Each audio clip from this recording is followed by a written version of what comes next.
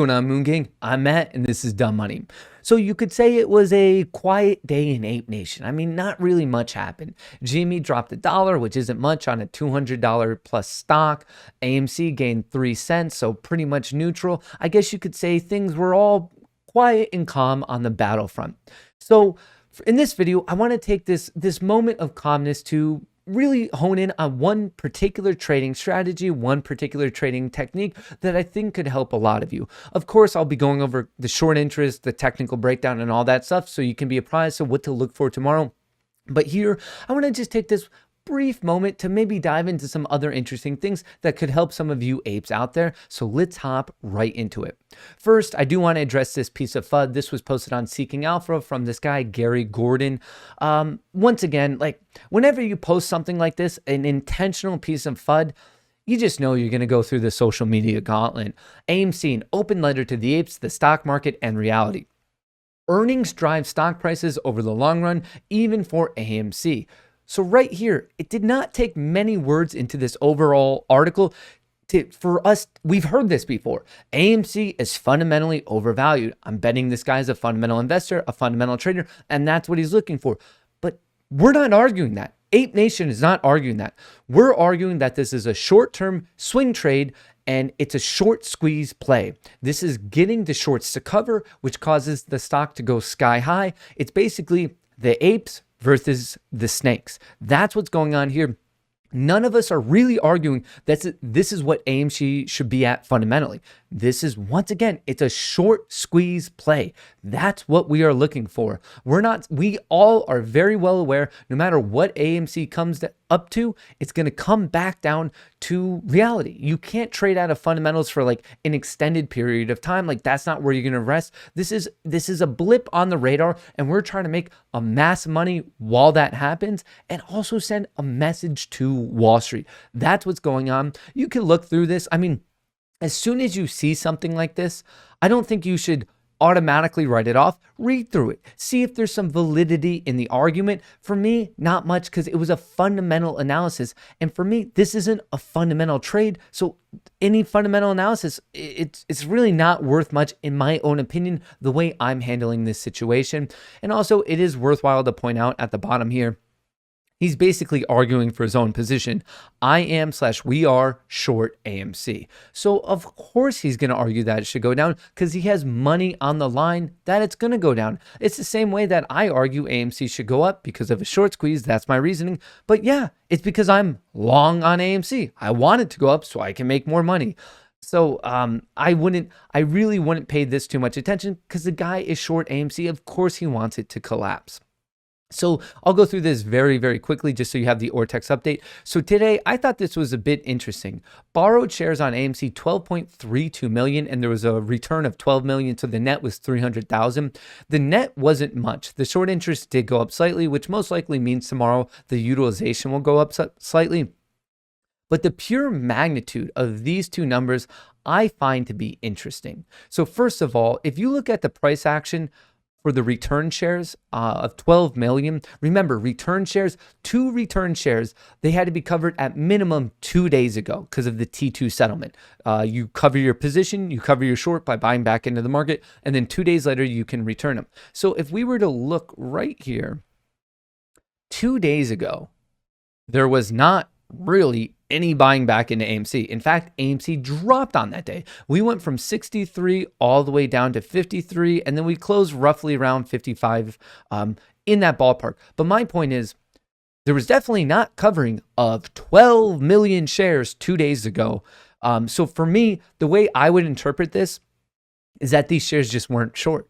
I think they were shares out on loan that weren't short, and then they got returned today.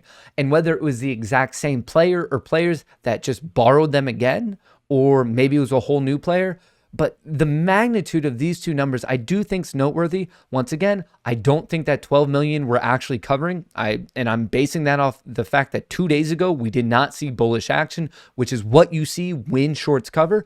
So I don't think these shares were short. And then today, we saw that 12.32 million were borrowed against AMC. And if you look at that, I mean, if you zoom in on some of these hour charts, right around midday, bam, right there. You can see the volume on the top of my screen, 13.5 million shares. I think right there, it was just a garden variety short attack. Someone took out a short position, and I think they dumped it onto the market today. And to me, I think it's pretty interesting that that's sizable, and we were still green on the day. Man, like, I think the shorts, the people betting against AMC, are pulling out all stops, and it has to be so incredibly frustrating that they're getting nowhere with it. It has to be so frustrating for them. And that's why I think we're seeing articles such as this from Mr. Gordon, just because of the frustration that it's not playing out the way they think it should, while we're kind of sitting easy. And if I show you the daily chart, we're just seeing a nice pattern of new higher lows, nice higher low, higher low, higher low. We keep battling it out at this, and I feel confident one day that we're going to get that breakout and rally. So I think what we're seeing is really like a last ditch attempt to kind of end this play for them. If they're short, they're pulling out all the stops, and you could just almost feel that the frustration is absolutely mounting. I mean, I can only imagine to be that frustrated. But for us, I'm still very proud to be an ape, and I think things are still trending in our manner. Very happy. GameStop pretty much net neutral on the day. Short interest 14.16%. So not a big change there. But in terms of its chart, we do have this kind of bouncing off here. So we bounced off of 200 2 days ago, and we're hanging out above that trend line. In terms of AMC, we kind of went over this. It's the same thing. Higher lows, we keep knocking on this door. That's what we're waiting for. The technical analysis really on either of these stocks has not changed much over the past 2 days. So now that you have a better kind of understanding that like it was just a premium burn day and kind of we went over FUD, I do want to like spend the rest of this video teaching you about one trading strategy. So this could be applied to any chart, any time frame, any asset class. But what I want to bring to your attention here, just so you know, I'm using AMC's 3-minute chart from today. And what I want to illustrate to you involves the RSI. The RSI is the relative strength index. This is one of the most common technical indicators that maps out bullish against bearish momentum. It has values of 0 to 100, and when it gets very high, especially above 70, that's considered to be a lot of bullish momentum. When it gets very low, especially below 30, that's considered to be a lot of bearish momentum.